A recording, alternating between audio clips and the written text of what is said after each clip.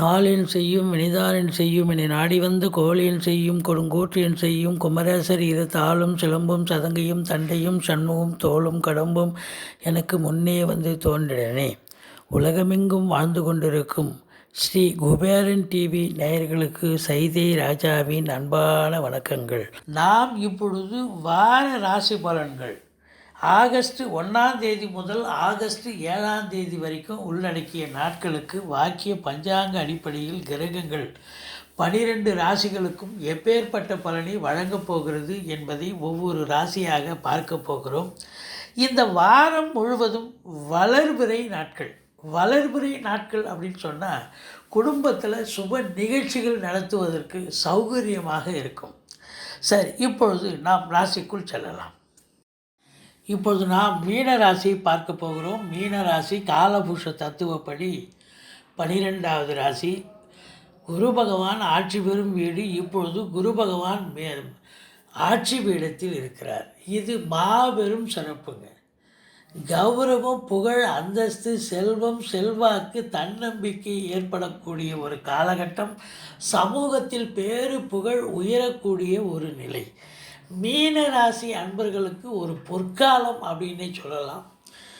2ஆம் இடத்து அதிபதி செவ்வாய் ஆட்சி பீடத்தில் இருக்கிறார்.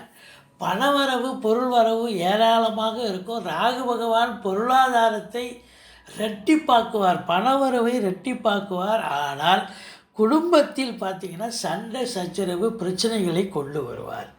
கொஞ்சம் எச்சரிக்கையோடு இருக்கணுங்க. மற்றபடி இந்த செவ்வாய் 2இல் இருந்து 4ஆம் பார்வையாக 5ஆம் வீட்டை பார்ப்பதால் பூர்வீகத்தில் இடம் வாங்கிறது, வீடு கட்டுறது, இப்படி ஏதாவது ஒரு வேலையை எடுத்துக்கிட்டு போயிட்டு வருவீங்க.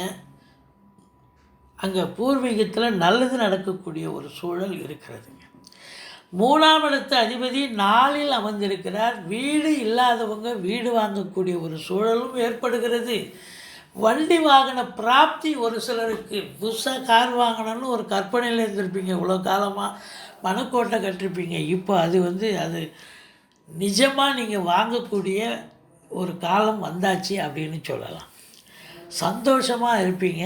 அதுவும் தாண்டி உங்களுக்கு 5ஆம் வீட்டை குரு பகவான் பார்க்கிறார். பூர்வ புண்ணிய ஸ்தானம் வலு கூடுகிறது. குலதெய்வத்துடைய அனுகிரகம் அதிகமாக இருக்கக்கூடிய ஒரு காலகட்டம். ரிஷிகள், முனிகள், குருமார்களுடைய ஆசீர்வாதமும் கண்டிப்பாக கிடைக்கும். நீண்ட நாளாக குழந்தை பாக்கியம் இல்லாதவர்களுக்கு குழந்தை பாக்கியம் ஏற்படும். அதே நேரத்தில் சந்தோஷமாக இருப்பீங்க. நீங்கள் அடிக்கடி பூர்வீகத்திற்கு சென்று வருவீர்கள், சந்தோஷமாக இருப்பீர்கள். பிள்ளைகளுடைய உயர்கல்வி சிறப்பாக படிக்கிறாங்கன்னு சொல்லி அவங்களால உங்களுக்கு மன நிம்மதியும் சந்தோஷமும் கிடைக்கக்கூடிய ஒரு காலகட்டம். 7ஆம் இடத்தை குரு பகவான் பார்க்கிறார். திருமண வயதில் இருப்பவர்களுக்கு திருமணம் கைகூடும். கணவன் மனைவி ஒற்றுமை அதிகரிக்கும். வாழ்க்கை துணை அல்லது மனைவியால் யோக பாக்கியங்கள் கிடைக்கக்கூடிய ஒரு காலகட்டம். அவங்க சுக்கிரன் 4ஆம் இடத்துல இருக்கிறார் அப்படின்னு சொன்னாலே அவங்களால ஒரு சந்தோஷம், சுகம், வண்டி வாகன பிராப்தி, வீடு இல்லாதவங்க வீடு வாங்கக்கூடிய ஒரு சூழல், அதில் அவங்க ஃபினான்ஷியல் ரீதியாக ஹெல்ப் பண்ணக்கூடிய ஒரு சூழலும் இருக்கிறது அப்படின்னு சொல்லலாம். நட்பு வட்டாரம் விரிவடையும். நண்பர்களால் நல்லதே நடக்கக்கூடிய ஒரு சூழல். சொந்த தொழில் செய்யக்கூடிய அன்பர்களுக்கு பார்ட்னர்ஷிப் என்று சொல்லக்கூடிய கூட்டாளிகள் இப்பொழுது ஆதரவாக இயங்குவார்கள். மொத்தத்தில் பார்க்கும் பொழுது இந்த 7ஆம் இடம் ரொம்ப சிறப்பாக இருக்குது. நீங்கள் வேலை பார்க்குற இடம், நட்பு வட்டாரம், சொந்த பந்தம் எல்லா இடத்திலும் உங்களுக்கு ஆதரவு பெருகும் என்று சொன்னால் அது மிகையாகாது. 8ஆம் இடத்தில் கேது இருக்கிறார், சனி பார்வையில் இருக்கிறார். இது உண்மையிலே மைனஸுங்க. வெளி வட்டார பழக்க வழக்கம், அறிமுகம் இல்லாத இடம், பொது இடம், இல்லை வேலை பார்க்குற இடம், நட்பு வட்டாரம், சொந்த பந்தம், இங்கே ஏதாவது ஒரு பிரச்சனை வர்றதுக்கு வாய்ப்பு இருக்குங்க. அடுத்தவங்களுக்காக வக்காலத்து வாங்கிறது, ஜாமீன் கெழுத்து போகிறது, சிபாரிசு கடிதம் கொடுக்கறது, இல்லை இவர் எனக்கு தெரிஞ்சவர், சொந்தக்காரர், இவங்களுக்கு நீங்கள் நல்லது பண்ணணும்னு ஏதாவது நீங்கள் அவங்களுக்கு அவங்க என்ன செஞ்சாங்கன்னு தெரியாமல் நீங்கள் தலையிட்டு ஒரு பிரச்சனையை கிரியேட் பண்ணிக்காதீங்க. கோர்ட்டு கேஸுன்னு அசிங்கப்படக்கூடிய அவமானப்படக்கூடிய ஒரு நிலை ஒரு சிலருக்கு ஏற்படும் அப்படின்னு சொல்லலாம். அதுகூட உங்கள் ஜனனகால தசாபுத்தி உங்களுக்கு சிறப்பாக இருக்கும் பட்சத்தில் இது தலைக்கு வர்றது தலைப்பாயாட போகும் அப்படின்னு சொல்லலாம். 9ஆம் இடத்தை குரு பகவான் பார்க்கிறார். சொந்த தொழில் பண்ணுறவங்க நம்பி கடன் வாங்கி தொழிலில் போடுங்க, தொழில் அபிவிருத்தி ஆகும். வெளியூர் வெளிநாடு வெளி மாநிலம் செல்லக்கூடிய அன்பர்கள் தாராளமாக போகலாம். உங்களுக்கு படிக்க செல்லக்கூடிய அன்பர்களாகட்டும், இல்லை வேலைக்காக செல்லக்கூடியவர்களாக இருக்கட்டும், இல்லை சொந்த தொழில் பண்ணக்கூடிய அன்பர்களாக இருக்கட்டும், நிச்சயமாக அது சாத்தியப்படும் அப்படின்னு சொல்லலாம்.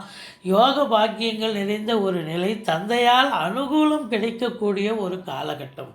5ஆம் இடத்தை குரு பகவான் பார்க்கிறார். 9ஆம் வீட்டையும் குரு பகவான் பார்க்கிறார். பூர்வீக சொத்துக்கள் இதுவரைக்கும் நீங்கள் வாங்கலை, உங்கள் தந்தைக்கிட்ட முன்னோர்கள்கிட்ட வாங்கலைன்னு சொன்னால் இப்போ அதற்கான ஒரு கால அவகாசம் இது.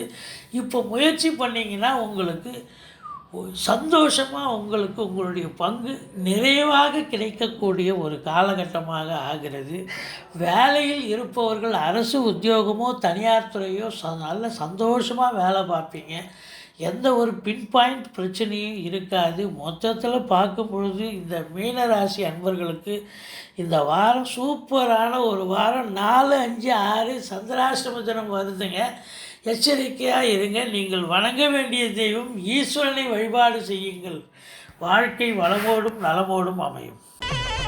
ஸ்ரீ குபேரன் டிவியை பார்த்தமைக்கு நன்றிகள். மேலும் இது போன்ற தகவல்களை தெரிந்து கொள்ள ஸ்ரீ குபேரன் டிவியை சப்ஸ்கிரைப் செய்யுங்கள். மறக்காமல் பெல் ஐக்கானை கிளிக் செய்யுங்கள்.